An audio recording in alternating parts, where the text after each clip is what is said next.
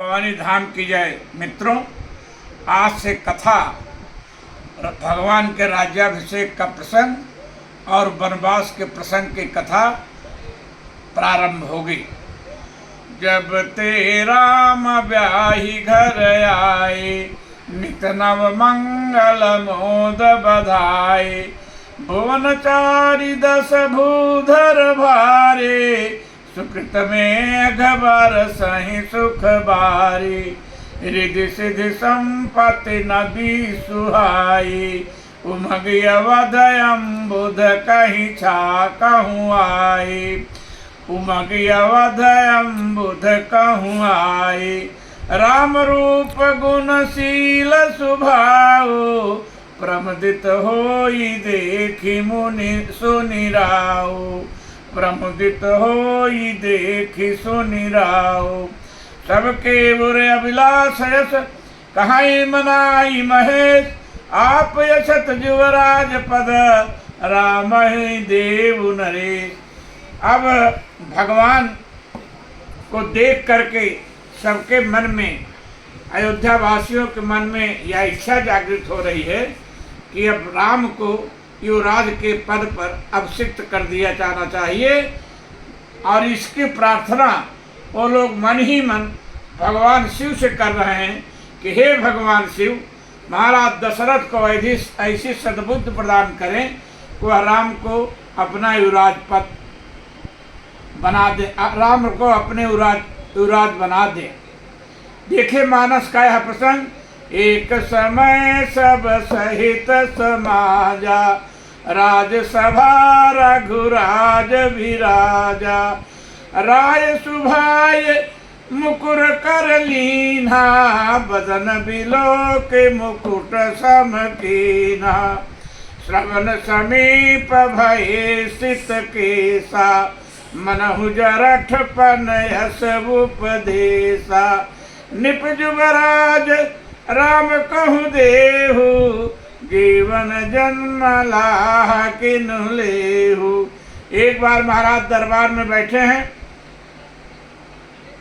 शीशा स्वयं अपने हाथ से ले करके मुकुट टेढ़ा होने पर उसको सीधा करने के लिए देखते हैं, तो वहाँ कान के समीप वो देखते हैं कि हमारे बाल कुछ सफ़ेद हो रहे हैं। तब उनके मन में यह विचार आता है कि अब राम को युवराज नियुक्त कर देना चाहिए। और महादास दशरथ ऋषवर वशिष्ठ को जाकर अपनी शिक्षा को बताते हैं। यह विचार उरानि निप, सुदिन सुअवसर पाई।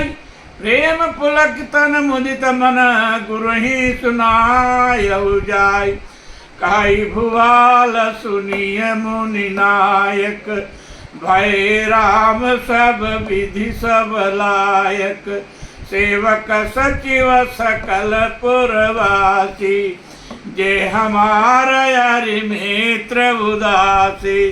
सब ही राम प्रिय जहि विधि मोही, प्रभु अशेष जनु तन धरि सोही। नाथ राम करी हैं युवराजु, कही कृपा कर करिय समाजु। मोहि अछतया होई उछाहे उछाहो, लहाई लोग सब लोचन राहो। महाराज दशरथ की प्रेम युक्त वाणी सुनकर वशिष्ठ जी ने सीधे दशरथ से यह नहीं कहा कि जाकर राज तिलक की तैयारी करो, वरन उन्होंने प्रभु की सर्वव्यापकता व उनके ब्रह्म स्वरूप का सूक्ष्म स्तवन किया। क्योंकि वो जानते हैं कि राजन जिसे अयोध्या का राज देना चाहते हैं, उसका राज तो संपूर्ण ब्रह्मांड पर है। वह अनंत कोटि ब्रह्मांड नायक जगन नियंता है, इसलिए अयोध्या का सिंहासन लेकर वह क्या करेगा। परंतु प्रभु के इस रहस्य को वशिष्ठ जी गुप्त रखना चाहते हैं, इसलिए उन्होंने श्री राम के स्वरूप की सूक्ष्म व्याख्या किया और इतना ही कहा कि राजन आपको वेग अर्थात जल्दी है, परंतु अभी राज तिलक में विलंब है।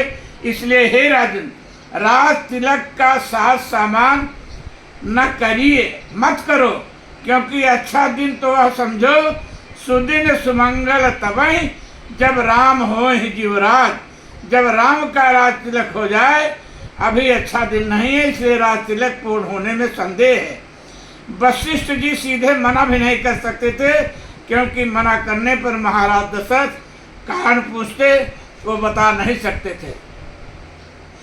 सुन मुनि दशरथ बचन सुहाए, मंगल मोद मूल मन भाए। सुन निपुजा सुविमुख पछिताही, जासु भजन मुनि जरनि न जाही। भयो तुम्हारा तनय सोई स्वामी, राम पुनीत प्रेम अनुगामी।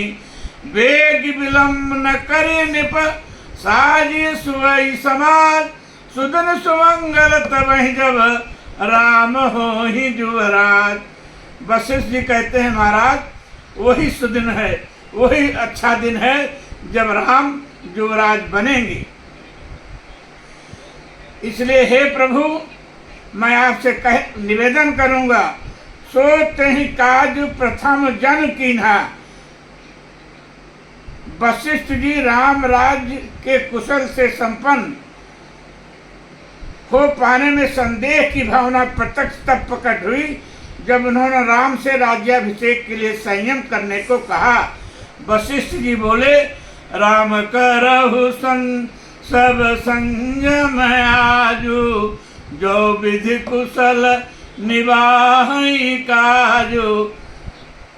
वशिष्ठ जी ब्रह्मा के पुत्र हैं। वो जानते हैं कि राम का अवतार ब्रह्मा के निवेदन पर राक्षसों के विनाश हेतु हुआ है, इसलिए ब्रह्मा जी इन्हें राज ग्रहण करने नहीं देंगे और राज्याभिषेक में गड़बड़ अवश्य करेंगे। इसीलिए को कहते हैं, जो विधि कुशल निवाहे काजू। अगर विधाता सब सही सलामत निपटवा दें तो जाकर राज तिलक की तैयारी करो। वो जानते हैं कि राज तिलक तो होगा नहीं।